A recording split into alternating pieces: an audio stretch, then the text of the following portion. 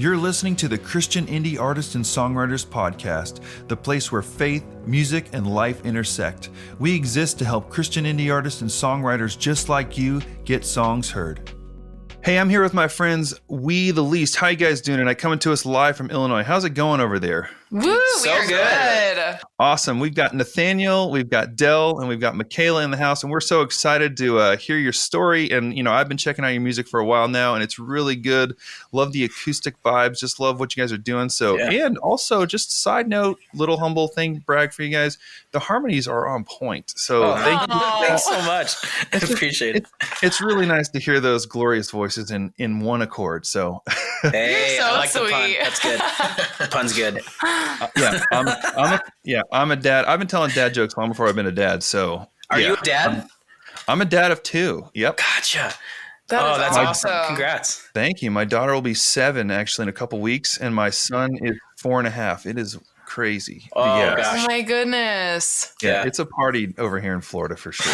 I love that. Well, fantastic. Nathanael and Dell are not dads, but they've been making dad jokes for a while now too. Yeah, we've been preparing, so we're ready. They're ready for fatherhood. Yes. You know, that is really that changing diapers, and you pretty much got it. So, Boom. That's encouraging. That's the next step. Here we go.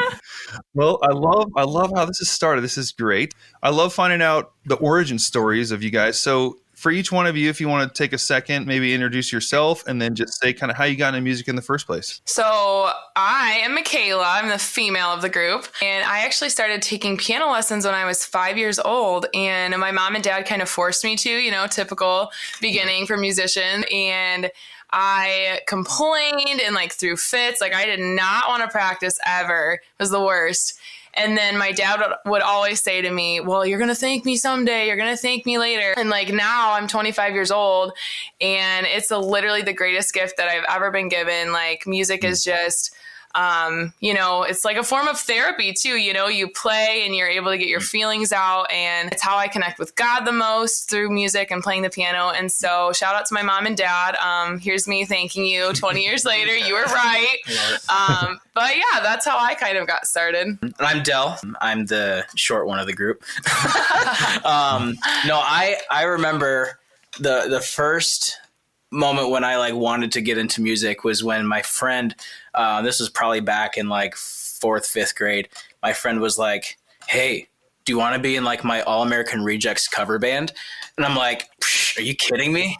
I was like, was that okay? Why'd you even ask me? Just say, hey, you're a part of my, no. But so from that moment, from that fateful moment, I asked my mom and my dad to get me a guitar for Christmas. And it took a while, but I eventually got a guitar, picked it up, and kind of just from there, kind of learned percussion and band, with those wonderful outfits and the cummerbunds and the wonderful middle school band uniforms, and started singing, and kind of the rest is history from that. Just to let you know, I never did the All-American Rejects cover band. It was just it never happened. Disappointing. But, it led me here, so I can't complain. Well, I am Nathanael, and Michaela was talking about being forced to do piano lessons when she was younger, and I also was, because I was from the same house. Siblings. Yeah, Woo-woo. siblings. I don't know if we ever actually said that, but we are siblings. And Not me, though. Yeah, not Dell. Dell. He's our adopted brother though. In quotes, basically. But so we grew up taking piano lessons, and we also grew up watching our dad travel and play at churches. He was actually in a band of his own, and they were called Blue Jean Praise, which was way ahead of their time, just casual praising Jesus. You gotta love it. So that was big, just watching him kind of play and write music, and so we kind of always did it. And honestly, we just adapted it so much to the point where even over just having normal conversations with people, we would just write songs for people. Like in 8th grade, I really, really liked this girl.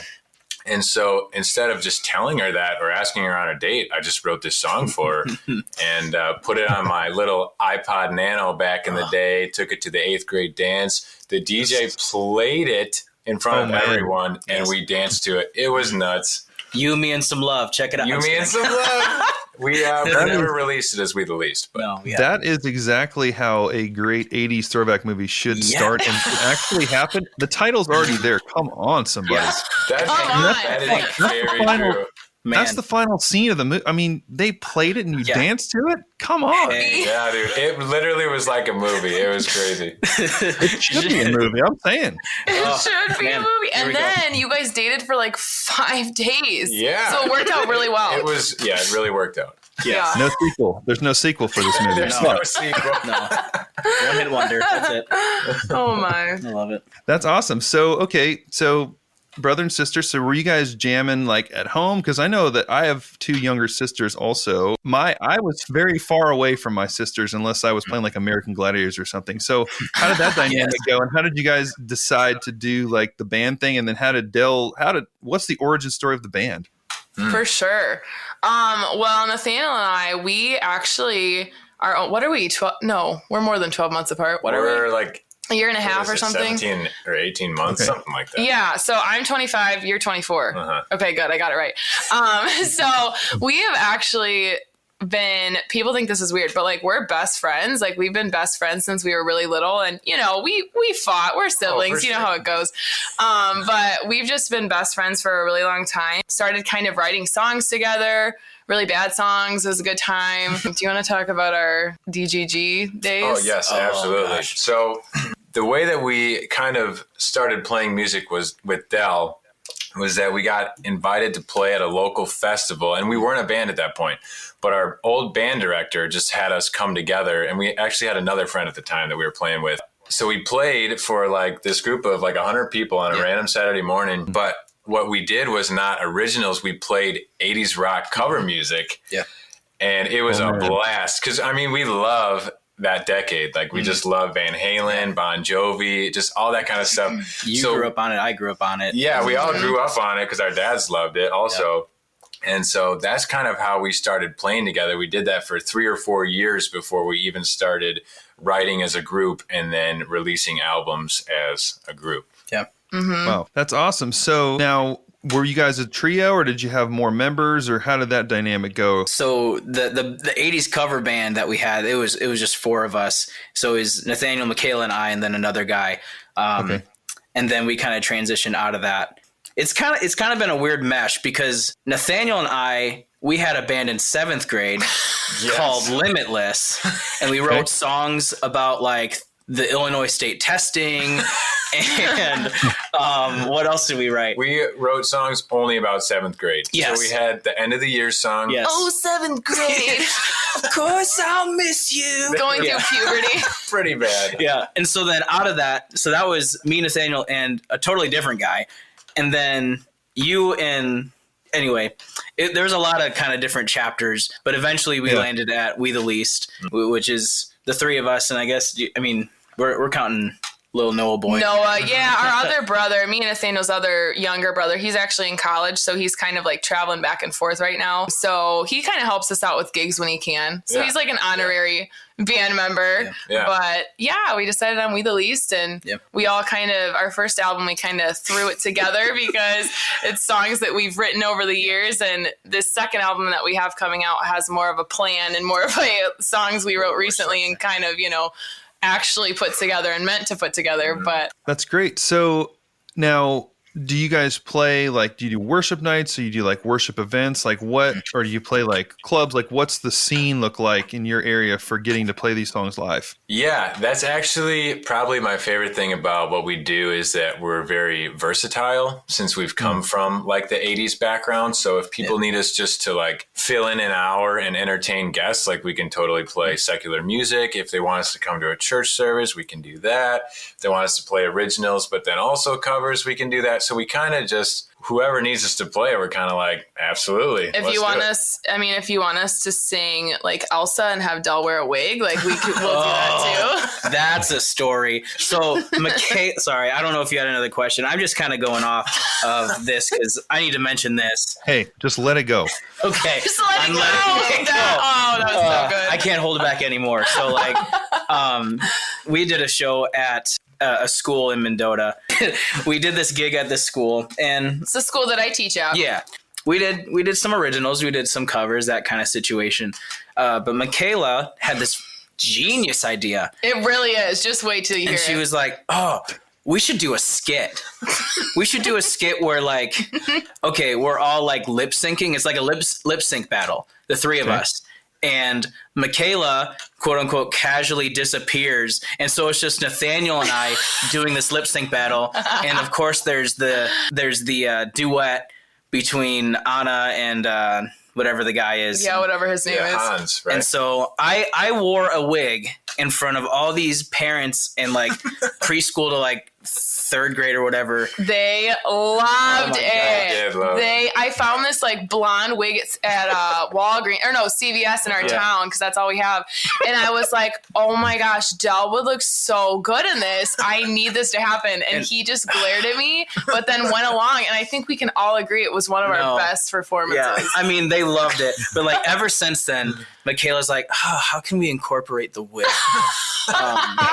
And it's like, can't do it this time. It's a wedding or a funeral. We can't wear the wig here. Sorry, Michaela. But it's your official mascot is the wig. Yes. It's true. Thank you. Blondie the wig. It's like our fifth member. It really is. So you mentioned writing songs. Do you guys write, the three of you, or do you bring songs to each other? How does the writing process go?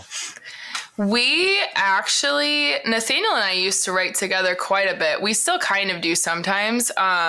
Recently with these last two albums, it's been more of just kind of writing songs on our own and bringing them together in the group. Sometimes one of us will bring a like rough draft or whatever, and then the other two kind of help fill things in. So yeah, right now it's kind of just writing individually and encouraging each other, which is kind of cool because, it's us processing things on our own and then coming together as a group. But we're hoping to get back into the songwriting together, groove at some point. But I think we have a really good system. It's like here's what we have. Okay, you two, like what can we do to make it better? And like I think this whole like one person has a vision, the other people are like backup support. Like that seems to be working really well. But like Michaela said, it'd be cool to sit down and like crank out one all together.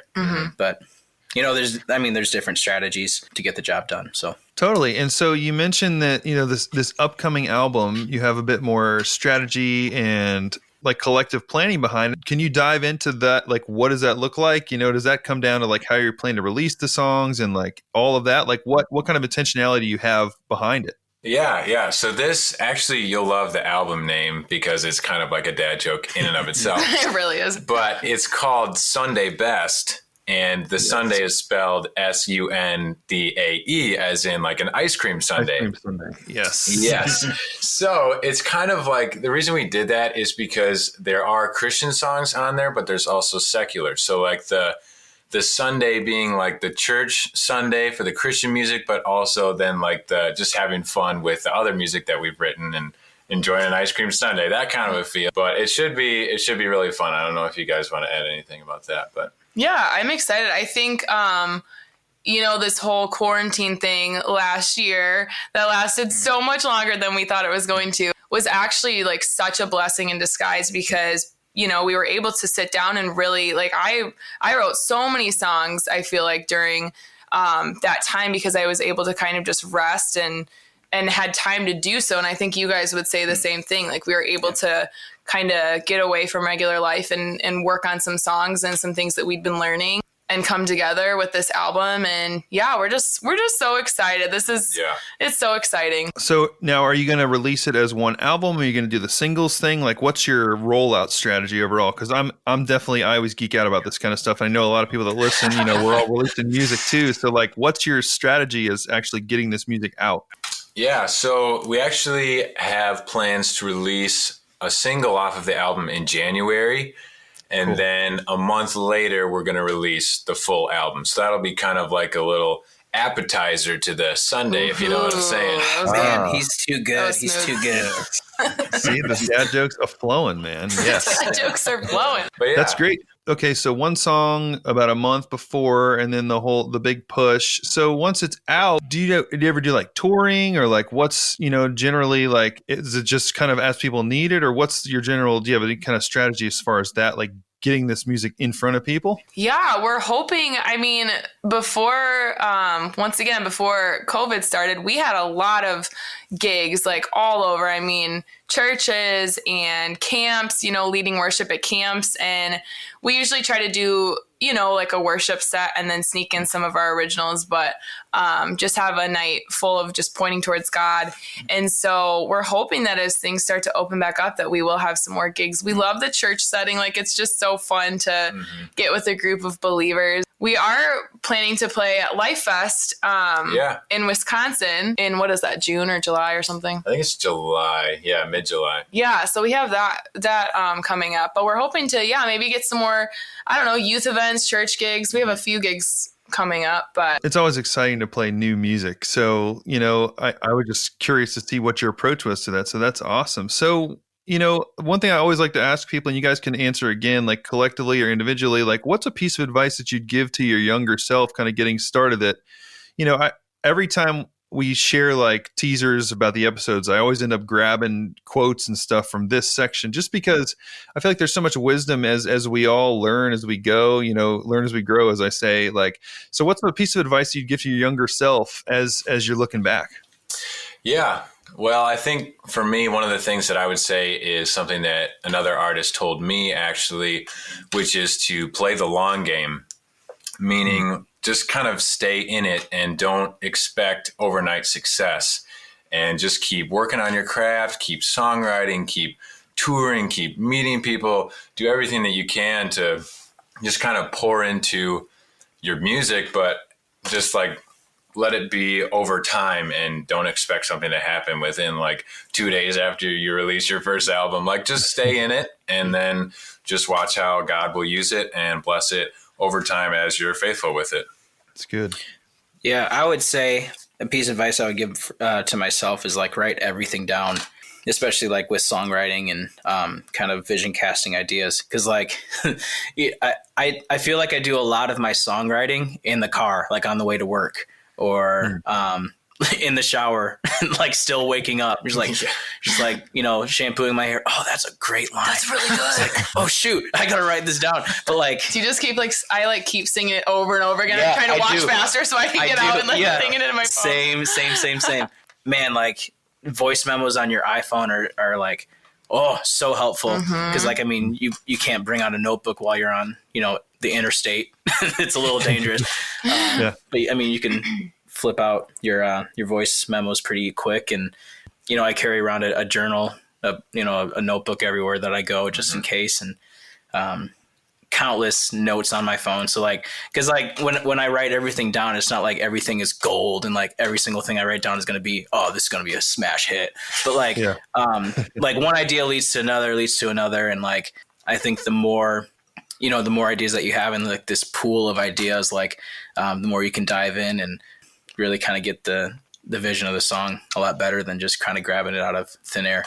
Yeah. So I would say for me, 2 things. Number 1, love to learn. I love to check my email and see my BMI, emails giving me tips, and just realizing that every single song you write is just a lily pad, like a leap pad to the next best song. And so just realizing that we're never done learning. And so I would also say when I was younger, I just fell into the trap of comparison. And I love the saying that comparison is the thief of joy, and realizing that, when you compare yourself to somebody else, like you're never going to be satisfied. And so when I was in college, I actually went to a Christian college in Elgin, Illinois, and I just started comparing myself to other musicians, and I almost gave up on my dream of pursuing music because I was like, oh, this person's such a good singer and this person write such great songs, and I just don't think I can do that. Like, God, why did you give me this desire? And